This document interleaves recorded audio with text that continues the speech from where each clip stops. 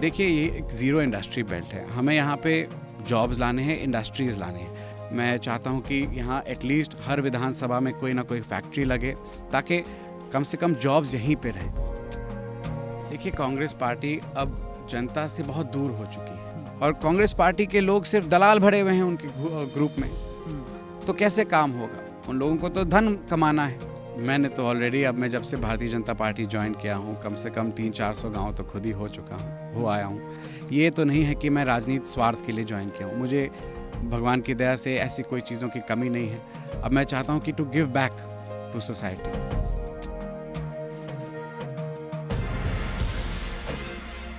नमस्कार, मैं रूपेश मिश्रा इस वक्त मौजूद हूँ उत्तर प्रदेश के प्रतापगढ़ जिले की एक रियासत है काला कांकर। दरअसल इस रियासत का बेहद गौरवशाली इतिहास रहा है, लिहाजा आज हम उत्तर प्रदेश चुनावी यात्रा के तहत आज पहुँचे हुए हैं प्रतापगढ़ जिले की काला कांकर रियासत में। और दिलचस्प बात यह है कि इस वक्त हमारे साथ काला कांकर रियासत के जो राजकुमार हैं भूमन्यु सिंह, वो भी हमसे खास बातचीत करने के लिए जुड़े हुए हैं और कई दिलचस्प किस्से हैं इस रियासत से जुड़े हुए। मैं चाहूँगा भूमन्यु सिंह हमारे साथ जुड़े हैं तो खुद बताएं। सबसे पहले भूमन्यु जी, आपका द फैक्ट इंडिया में बहुत बहुत स्वागत है। आपका भी काला कांकर में स्वागत है। भूमन्यु जी, इस रियासत का काफ़ी गौरवशाली इतिहास रहा है। हमने इतिहास की किताबों में भी बहुत कुछ पढ़ा है। चूँकि कहा जाता है कि जो स्वतंत्रता का आंदोलन था उसमें भी अहम भूमिका रही है, तो एक बार बताएं इस रियासत के गौरवशाली इतिहास के बारे में। हमारा काला काकर रियासत पहले रामपुर धारूपुर के नाम से जाना जाता था। हम मझौली से आए 1628 में और हमने भारत की स्वतंत्रता के लिए बहुत सारे अभियान किए हैं। यहाँ पे विदेशी वस्त्र की होली का आंदोलन यहीं से शुरू हुआ। जहाँ हमारा राजमहल है वहीं पे आंगन में हम लोगों ने विदेशी वस्त्र की होली जलाई और फिर वो आंदोलन पूरे भारत में फैला। और अंग्रेज़ों के ख़िलाफ़ मेरे पूर्वजों ने लड़ा भी है, चांदा की लड़ाई में 1857 में। और आपने बहुत चीज़ें सुनी होंगी कि यहाँ पे कांग्रेस पार्टी की स्थापना भी इसी, मेरे पूर्वज पहले 5 मेंबर थे जिन्होंने कांग्रेस पार्टी की भी स्थापना की। पर हम लोग मेनली स्वतंत्रता के लिए और जनता के लिए काम करते आए हैं। 400 साल हो गए हैं और हमारी सेवा हमेशा बरकरार रहती है पीढ़ी से पीढ़ी तक। तो ये भूमन्यु जी ने जो अभी आपको बताया कि दरअसल जो महात्मा गांधी जी थे उन्होंने यहाँ पर विदेशी वस्त्रों की होली जलाई थी, विदेशी कपड़ों की यहाँ पर होली जलाई थी। इसी के साथ साथ कहा जाता है कि सुमित्रा नंदन पंत का भी इस रियासत से काफ़ी जुड़ाव रहा। क्या है वो बात? सुमित्रा नंदन पंत जी आए, वो हिंदी लिटरेचर लिखना चाहते थे, तो मेरे पूर्वजों ने एक टीले पे उनके लिए कुछ कमरे बनाए। वो यहीं रहे, कई साल रहे। उन्होंने अपनी हिंदी लिटरेचर की काफ़ी कविताएं और कहानियां यहीं से लिखी और अभी भी हमारे हिंदी रीडर में आप पढ़ने को आपको मिलता भी होगा। जैसे नौका विहार है, उन्होंने यहीं पे नाव पे बैठ के राजभवन का दृश्य को मेंशन किया है और कई सारे कविताएं हैं जो यहीं बैठ के उन्होंने लिखी। जी। अभी आप बता रहे थे ये चबूतरा बना हुआ है, इस चबूतरे की क्या खासियत है? यहाँ गांधी जी सुबह उठ के ध्यान करते थे, पूजा करते थे। उस ज़माने में यहाँ सीढ़ी हुआ करती थी, तो फिर वो गंगा स्नान करने भी यहीं से चले जाते थे।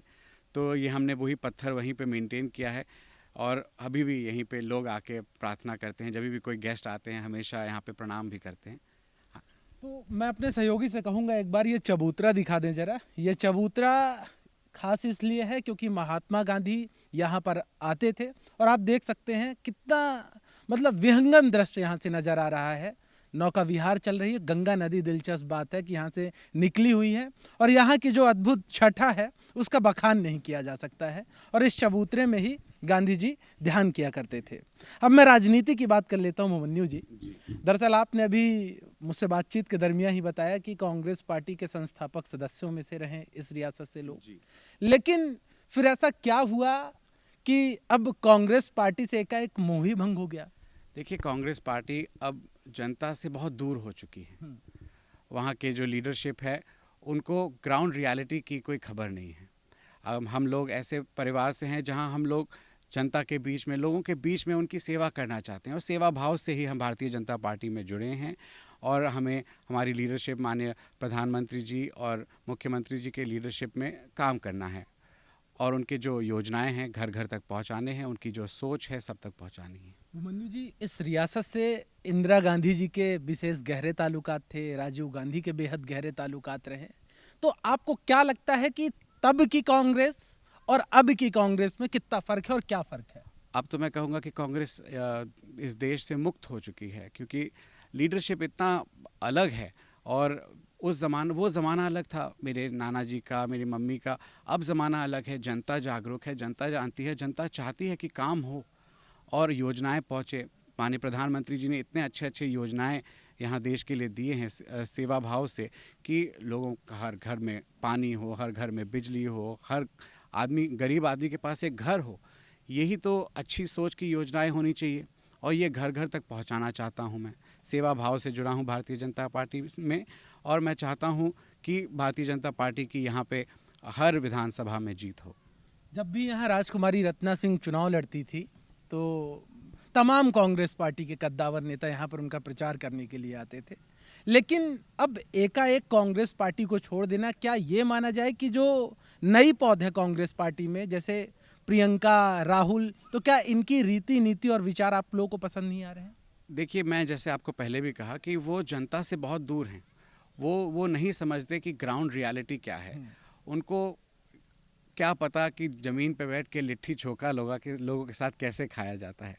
खिचड़ी प्रोग्राम में जाके ज़मीन पे बैठ के खाना, लोगों के बीच में घुलना मिलना, ये बहुत ज़रूरी होता है कि आप पब्लिक को समझें, आप लोगों को समझें और उनकी समस्याएं को समझें। ये अंग्रेज़ी विचारधारा को यहाँ आप सोचेंगे कि काम करेगा, तो नहीं काम करेगा। ये एक ऐसा देश है जिसमें अलग अलग प्रकार के लोग हैं, अलग अलग प्रकार के धर्म हैं और अलग अलग प्रकार के नीड्स और रिक्वायरमेंट्स हैं लोगों की।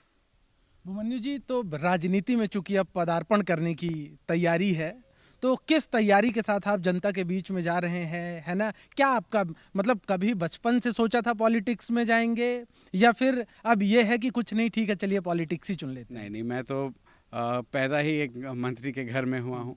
मैं तो बचपन भर में प्राइम मिनिस्टर्स और प्रेसिडेंट्स सबके साथ रहा हूँ। अब सेवा भाव की जीवन है। राजनीति का ये मतलब नहीं कि वैसा पॉलिटिशियन बना। हमारा परिवार हमेशा सेवा भाव से जनता के बीच में काम किया है। जब एक ज़माने में राजा महाराजा हुआ करते थे, वो भी सेवा भाव से ही करते थे लोगों के लिए काम, और मम्मी ने भी किया, नाना ने भी किया। मेरा भी यही प्लान है कि मैं लोगों की मदद कर सकूं। राजनीति में आने से पहले मैं अपना एनजीओज़ भी चलाता था, लोगों के बीच में अलग अलग चीज़ें, अलग अलग सुविधाएं, अलग अलग टाइप के योजनाएं लाता था, चाहे विकलांग का कैंप हो, मेडिकल कैंप्स हों, या कॉम्पिटिशन्स हों बच्चों को जागरूकता के लिए। वैसे ही उसी सेवा भाव से मैं जुड़ा हूँ। अभिमन्यु जी, लेकिन जब भी बात रियासतों का होता है तो एक मतलब आम जनता के मस्तिष्क पटल पे एक छवि उभर कर आती है, बड़ी लग्जीरियस सी लाइफ होगी, आरामदायक सी लाइफ होगी। तो मतलब कि और फिर राजनीति में जब आप जाते हैं तो धूल और धूप का आपको सामना करना पड़ता है, तो क्या आप उसके लिए तैयार हैं? मैंने तो ऑलरेडी, अब मैं जब से भारतीय जनता पार्टी ज्वाइन किया हूँ, कम से कम 300-400 गांव तो खुद ही हो आया हूँ, और मुझे ऐसा कोई अलग नहीं लगता। अब देखिए, हम लोगों को सेवा करना है, तो अगर सेवा करना है तो आपको कुछ ना कुछ संघर्ष ज़रूर करना पड़ेगा। ये तो नहीं है कि मैं राजनीति स्वार्थ के लिए ज्वाइन किया हूँ। मुझे भगवान की दया से ऐसी कोई चीज़ों की कमी नहीं है। अब मैं चाहता हूँ कि to give back to society. क्योंकि 2022 मिशन 2022 में अब जुटे हुए हैं, और जहां से आपकी तैयारियां हैं वो चूंकि कांग्रेस पार्टी का एक बड़ा किला माना जाता है, अभेद किला माना जाता है, तो उसे कैसे ढहाएंगे आप? क्योंकि कांग्रेस पार्टी से ही आपको बड़ी चुनौती है। कांग्रेस पार्टी से चुनौती नहीं है, मुझे नहीं लगता है। जनता ने भी उनको नकार दिया है। वहाँ के एक्चुअली वहाँ पे जो काम हो रहे हैं, हो ही नहीं रहे हैं। भारतीय जनता पार्टी की इतनी अच्छी अच्छी योजनाएं हैं, वहाँ पे योजनाएं पहुँच नहीं पा रही हैं। मैं जनता के बीच में जाता हूँ, मैं लोगों से मिलता हूँ, देखता हूँ कि वहाँ पे आवास को बेचा जा रहा है। मैं देखता हूँ कि लैट्रिन बाथरूम सब बेचे जा रहे हैं। ये सब को बंद करना है। जो जनता का हक है, वो हक उन तक पहुँचना चाहिए। यही मेरा लक्ष्य है। और एक विजन की बात होती है, क्योंकि जब भी जिक्र होता है राजनीति का या चुनाव लड़ने का, तो जाहिर तौर पर जनता को एक अपेक्षा होती है, और आप तो युवा हैं तो नेचुरल सी चीज़ है, जनता को ज़्यादा अपेक्षाएं होंगी। तो किन मुद्दों के साथ आम जनता के बीच में आप जाने वाले हैं? देखिए, ये एक ज़ीरो इंडस्ट्री बेल्ट है। हमें यहाँ पे जॉब्स लाने हैं, इंडस्ट्रीज़ लाने हैं। बच्चे यहाँ से दूर दूर बम्बई, दिल्ली, कलकत्ता, बेंगलोर जाते हैं जॉब्स के लिए। एक ज़माने में मेरे नाना जी ने एक ट्रैक्टर फैक्ट्री भी यहाँ खोली थी, जो सरकार बदलने के बाद वो फैक्ट्री बंद हो गई। तो यहाँ रोज़गार की बहुत कमी है। रोज़गार मैं लाना चाहता हूँ। मैं चाहता हूँ कि यहाँ एटलीस्ट हर विधानसभा में कोई ना कोई फैक्ट्री लगे, ताकि कम से कम जॉब्स यहीं पे रहें। अभी लोगों को बाहर जाना पड़ रहा है, और सोचिए कि हर परिवार का 1 या 2 सदस्य एक शहर में रहता है, क्योंकि यहाँ पे इंडस्ट्री नहीं है, और ये बहुत दुखदायक बात है। मतलब आपका फोकस होगा कि यहाँ पे इंडस्ट्री लाई जाए बेसिकली।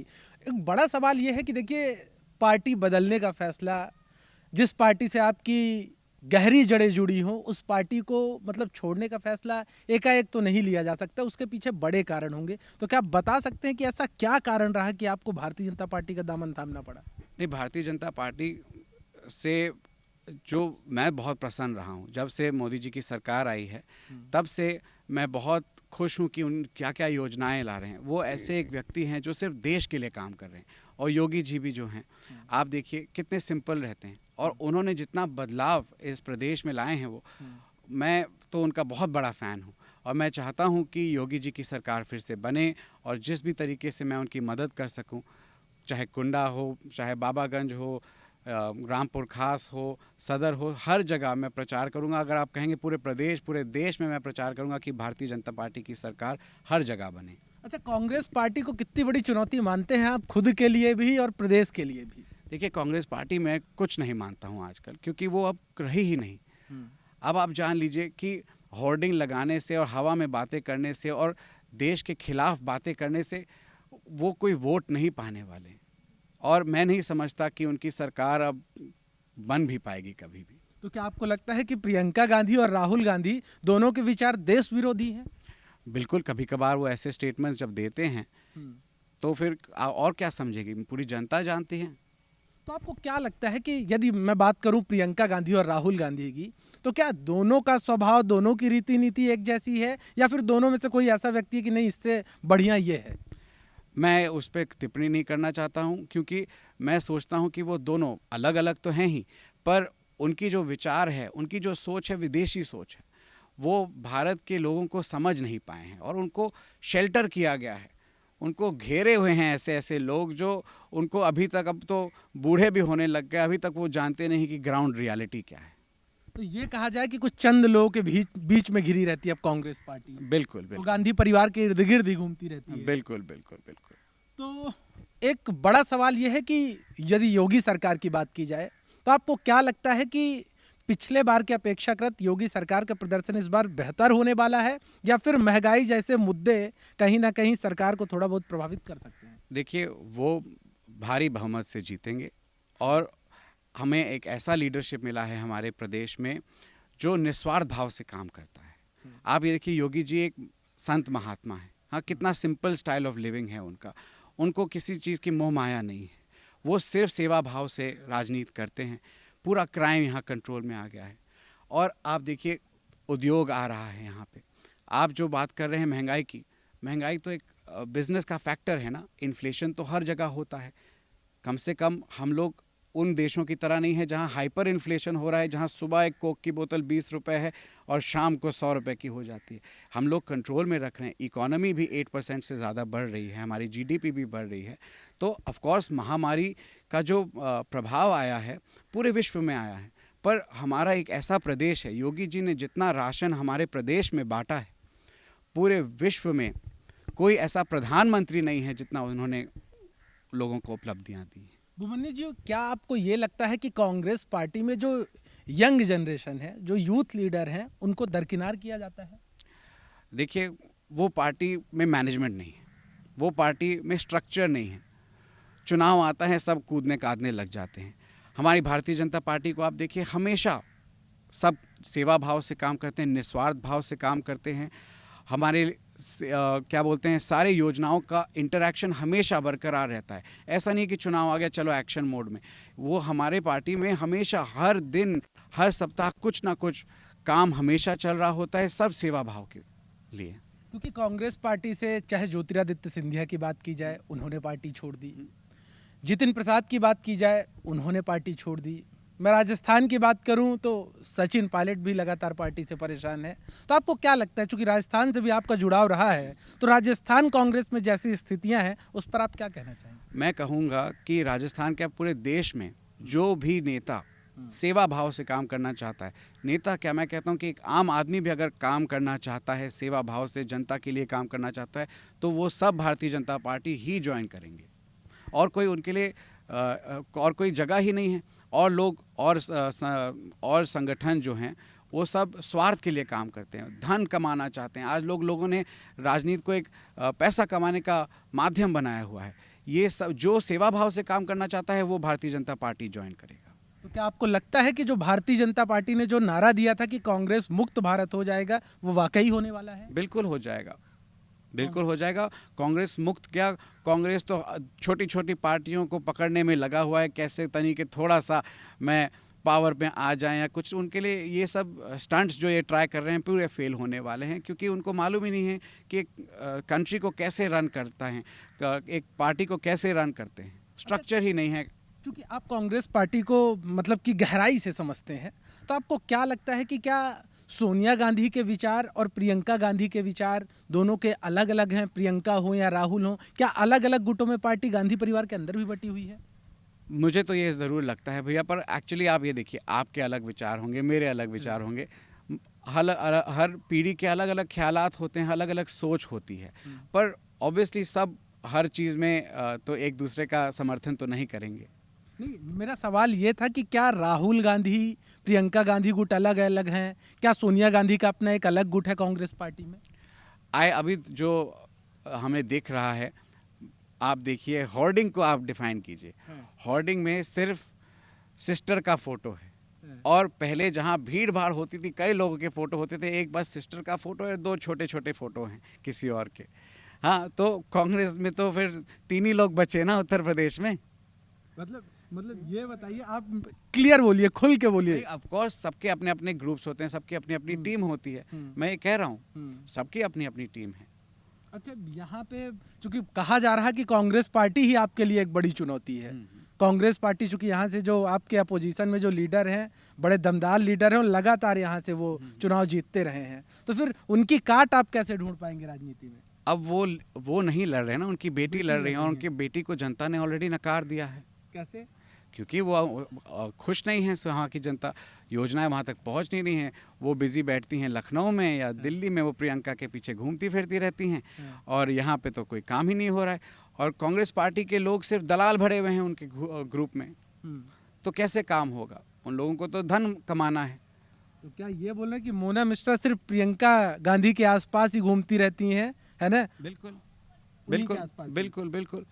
हमें तो, अगर आप एक कहीं के विधायक हैं, आपको अपने कॉन्स्टिट्यूंसी में फोकस करना चाहिए या कहीं और? ऑफ कोर्स आपको कॉन्स्टिट्यूंसी में फोकस करना चाहिए। अब ये नहीं है कि चलिए मेरे पिताजी ये थे, मैं ये हूँ, ये नहीं चलता। जनता चाहती है काम हो, जनता चाहती है कि लाभ मिले, योजनाएं हम तक पहुँचें। ये नहीं देखना कि कितनी गाड़ियों से चल रहे हैं, कहाँ किसके साथ घूम रहे हैं, फ़ोटो खिंचवा रहे हैं। तो ये थे भूमन्यु सिंह जी। दरअसल काला कांकर रियासत के ये राजकुमार हैं और सियासत में पदार्पण करने वाले हैं, लिहाजा इन्होंने अपना विजन भी बताया, और इनका यह भी कहना है कि कांग्रेस पार्टी में कहीं ना कहीं प्रबंधन की कमी है। कैमरा पर्सन समर के साथ मैं Rupesh Mishra, the fact India, Pratapgarh.